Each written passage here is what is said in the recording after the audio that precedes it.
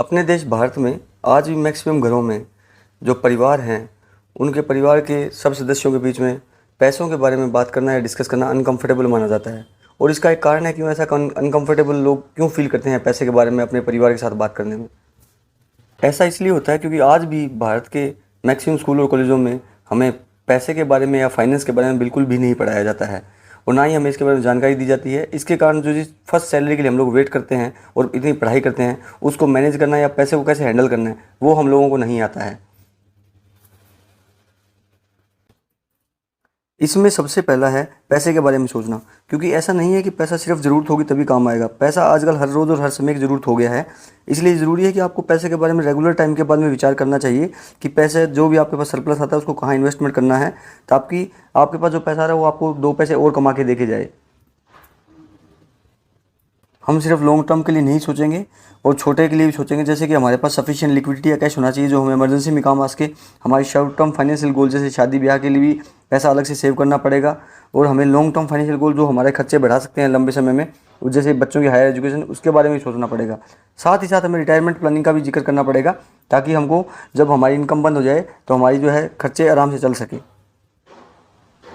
तीसरा हिस्सा ये है कि हमें पैसे का सही इस्तेमाल आना चाहिए, क्योंकि आज भी भारतीय लोग मैक्सिमम अपने पैसे को इंश्योरेंस या ऐसे फाइनेंशियल प्रोडक्ट्स में लगाते हैं और उसको निवेश समझकर अपने पैसे की वैल्यू कम कर लेते हैं।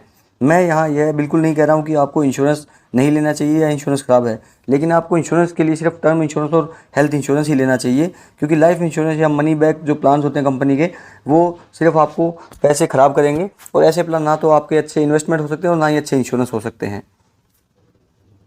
नेक्स्ट पार्ट ये है कि हमें ये सोचना बंद करना पड़ेगा कि रियल एस्टेट हमारा सबसे बेस्ट लॉन्ग टर्म इन्वेस्टमेंट है, क्योंकि रियल एस्टेट में पैसा लगाने से जो पैसा हमारे हाथ में आता है उसमें बहुत देर हो जाती है। और साथ ही साथ जो पैसा हम लोग लगाते हैं और अगर हमको थोड़े से भी पैसे की ज़रूरत पड़ती है तो हम उस प्रॉपर्टी का छोटा हिस्सा नहीं बेच सकते और हमें उस प्रॉपर्टी को पूरा बेचना पड़ता है। और साथ में जो प्रॉपर्टी को खरीद और बेच में जो कॉस्ट इन्वॉल्व होती है वो भी कंपेरेटिवली बहुत ज़्यादा होती है। और अगर हम लास्ट के 10 साल के रिटर्न्स की भी बात करें तो रियल एस्टेट ने जो रिटर्न दिया है वो मार्जिनल दिया है और उसके बजाय बाकी मार्केट इंस्ट्रूमेंट्स ने अच्छा रिटर्न दिया है।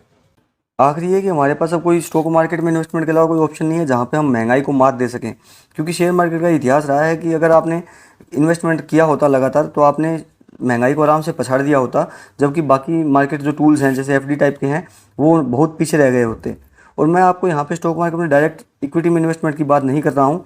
अगर आप स्टॉक मार्केट से झिझक रखते हैं और स्टॉक मार्केट में नए हैं तो आप डायरेक्ट इक्विटी में इन्वेस्टमेंट करने के बजाय आप म्यूचुअल फंड से भी स्टॉक मार्केट में इन्वेस्टमेंट कर सकते हैं। मुझे उम्मीद है कि इस छोटे से वीडियो से आपको पैसे के बारे में जो हमारी सोच है उसको बदलने या उसको बेहतर बनाने के बारे में कुछ यूज़फुल जानकारी मिली होगी। अगर आपको हमारा कंटेंट पसंद आ रहा है तो आप वीडियो को शेयर और लाइक और कमेंट जरूर करें और इस चैनल को सब्सक्राइब करना ना भूलें।